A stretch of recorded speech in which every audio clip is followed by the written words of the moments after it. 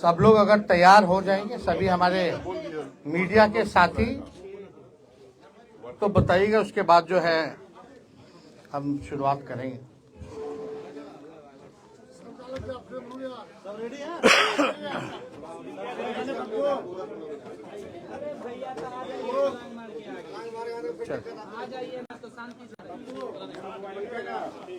सभी हमारे पत्रकार मित्र, आज का जो प्रेस कॉन्फ्रेंस है काफी महत्वपूर्ण प्रेस कॉन्फ्रेंस है और आप सब लोग जान रहे हैं कि आप सब लोगों को जो है यहाँ निमंत्रण दिया गया ताकि अति आवश्यक जो घोषणा जो है वो मैं आप लोगों के समक्ष जो है कर सकूं।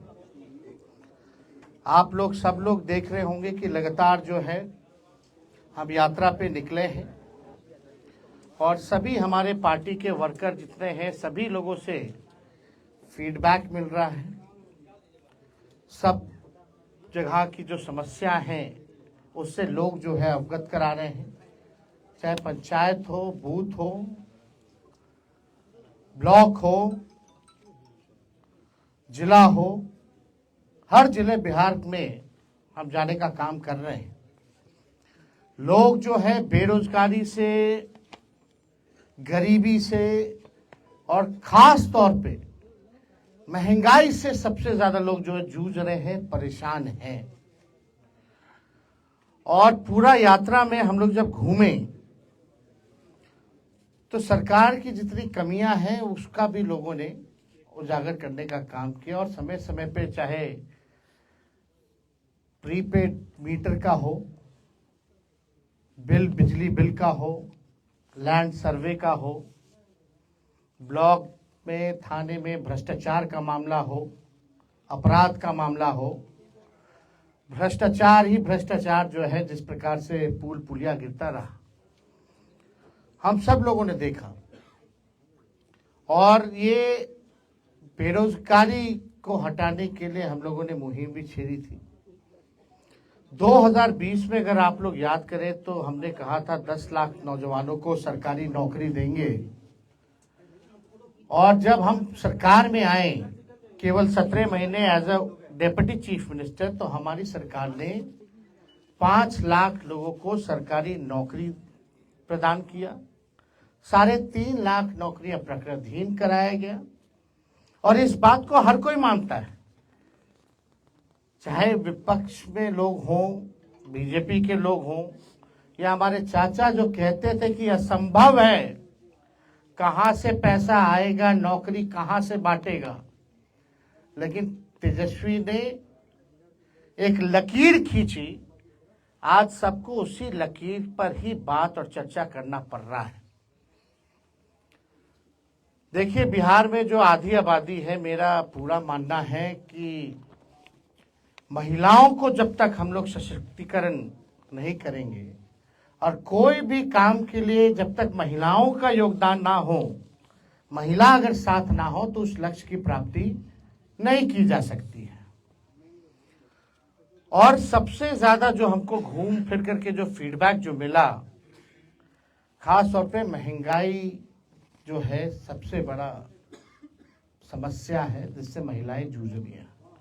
हमने पहले भी कहा था कि हमारी जो सरकार बनेगी वो सामाजिक न्याय के साथ साथ आज का जो दौर है आर्थिक न्याय देने का, सामाजिक न्याय के साथ साथ हम लोग आर्थिक न्याय भी हम लोग करेंगे। और मुझे करोड़ों जो हमारी माताएं हैं, बहनें हैं, उनके आशीर्वाद से मुझे आज बहुत प्रसन्नता हो रही है ये घोषणा करने में कि हमने जो निर्णय लिया है कि अगर हमारी सरकार बनेगी तो हम लोग माई बहन मान योजना की शुरुआत करेंगे। माई बहन मान योजना के तहत जो हमारी माताएं बहनें हैं जो महंगाई से जूझ रही हैं, जो गरीब महिलाएं अपने पसंद का खा भी नहीं पा रही है, कपड़ा नहीं पहन पा रही है, बच्चों का इलाज नहीं करा पा रही है। आर्थिक तौर पे जो कमजोर महिलाएं हैं उनके लिए हम लोग माई बहन मान योजना के तहत सीधे उनके खाते में 2500 रुपया हम लोगों की सरकार देने का काम करेगी। और सरकार बनते ही 1 महीने के भीतर इस योजना की शुरुआत हम लोग जो है कर देंगे। यानी करोड़ों जो महिलाएं हैं उनको भी देखते होंगे कि अगर महिला अगर खुश नहीं है तो घर खुशहाल नहीं रह सकता। महिला अगर खुश रहेगी, घर में खुशहाली भी रहेगी, घर भी एक तरक्की करेगा। घर जब तरक्की करेगा तो गांव तरक्की करेगा, पंचायत तरक्की करेगा, ब्लॉक तरक्की करेगा, राज्य तरक्की करेगा।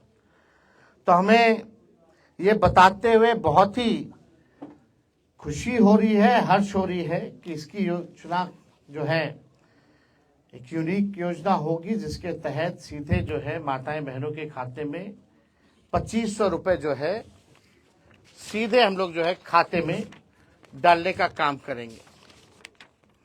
और आप लोग सब लोगों को बताना चाहेंगे कि तेजस्वी हर माताएं बहनें महिलाओं से आह्वान करूंगा कि आइए माताएं बहनें, बिहार की विकास गाथा को अपना आशीर्वाद दो, अपने बेटे तेजस्वी को अपना आशीर्वाद दो, नींव रखो बिहार को नंबर 1 बनाने की। तो हम लोगों को प्रयास है कि बिहार को जो है नंबर 1 स्टेट हम लोग बनाएं। और मैं उन सारी महिलाओं को कहना चाहता हूं कि अब उनका दुख जो है तेजस्वी के जिम्मे है। अब जो भी परेशानी होगी, दुख होगा, अब तेजस्वी जो है देखने का काम करेगा। आप देखिएगा कि बहुत समस्या बिहार में है। कुछ लोग कहते थे कि कहां से कर पाएगा, कैसे कर पाएगा, पैसा कहां से आएगा। जितने टेप रिकॉर्डर इधर उधर बजते रहते हैं, हम तो मुख्यमंत्री जी को कहना चाहते हैं, मुख्यमंत्री जी आइए, आप सामने आइए और आप बताइए कि हम लोगों ने कैसे नौकरियां बांटी। आप पहले क्यों कहते थे असंभव है, लेकिन मुख्यमंत्री जी तो चुप्पी साधे रहते, कुछ बोलते नहीं है, चुप है। बड़ी सी बड़ी घटना हो जाती है पूरे बिहार में जो है, आप देखिएगा कि अफसरशाही किस प्रकार से हावी है। हाथ पैर जूता लाठी सब चला रहा है नौजवानों पर। इसका हम लोगों ने कड़ा विरोध किया है। और बिहार में जिस प्रकार से सरकार नाम की कोई चीज नहीं रहेगी। मुख्यमंत्री कहां गायब है कुछ नहीं पता। अपनी यात्राओं पे इतना खर्च कर रहे हैं जो आज तक किसी भी बिहार के मुख्यमंत्री ने खर्च नहीं किया, ये दावे के साथ कह सकते हैं।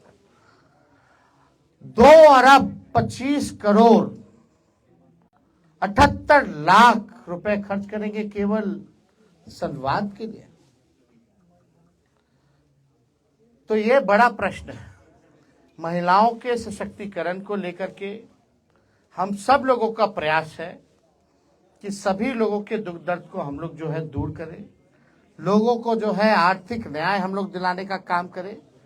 इसलिए आज दरभंगा में आप सब लोगों को जो है हम लोगों ने निमंत्रण दिया एक महत्वपूर्ण घोषणा के लिए कि हम लोगों की सरकार बनेगी तो माई बहन मान योजना की हम लोग जो है शुरुआत करेंगे। तो और कोई अगर आप लोगों का सवाल है, जो जरूरतमंद महिला है उन सबको मिलेगा। आप सब समय आने पे सब चीज बताया जाएगा। नौकरी मिला कि नहीं मिला, मिल रहा है कि नहीं मिल रहा, लेकिन फर्क यही है तेजस्वी के आने से पहले और जाने के बाद पेपर लीक हो जाता है, यही फर्क है।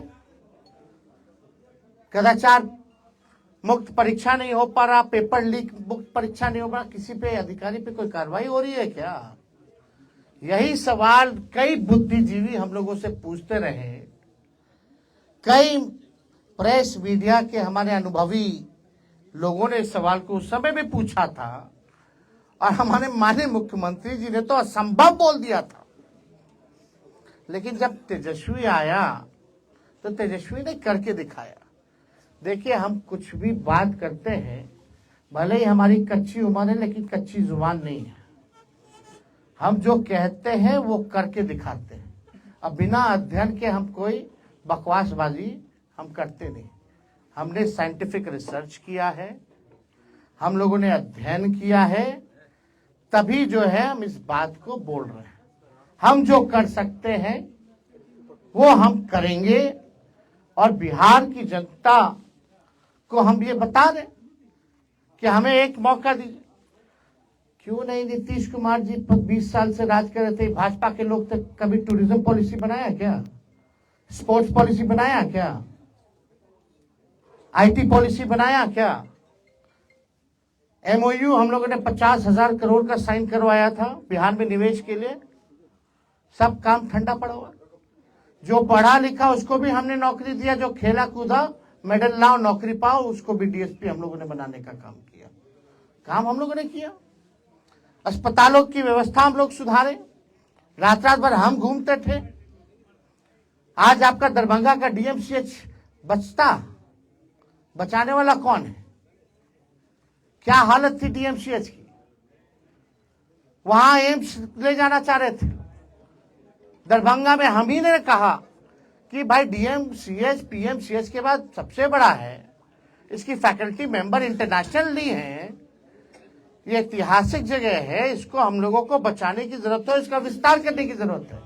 यहाँ एम्स अगर खोला जाए तो और थोड़ा बाहर जाकर के खोला जाए, ताकि शहर का भी जो है बढ़ेगा, फैलेगा। और आज देखो प्रधानमंत्री को भी आना पड़ रहा है वही काम के लिए, जो काम हमने किया उसी का शिलान्यास करके गए। जमीन किसने दिलाई? कब हुआ? ये किसके कार्यकाल में हुआ? 17 महीने में हुआ। हमने कितना, मांडविया जी उस समय स्वास्थ्य मंत्री थे, हम लोगों ने चिट्ठी भेजा।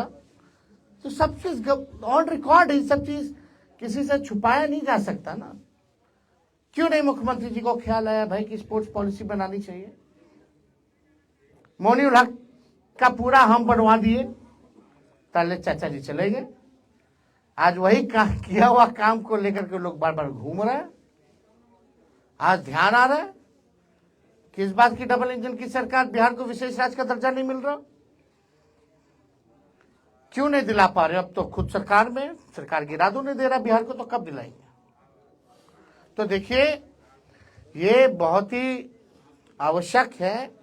महंगाई जो है कमर तोड़ महंगाई, जब से भाजपा आई है तब से कमर तोड़ महंगाई है। पेट्रोल हो, डीजल हो, आपका गैस सिलेंडर हो। बिहार जैसे हमने कहा कि हमारी सरकार बनेगी तो 200 यूनिट फ्री में बिजली हम लोग दिलवाएंगे। ये सब काम हम लोग करेंगे, बिहार की जनता के लिए काम करेंगे। मालिक है जनता, लेकिन कुछ लोग जो है अपना ही घर चलाने में लगे हुए हैं, अपना ही धंधा चला रहे।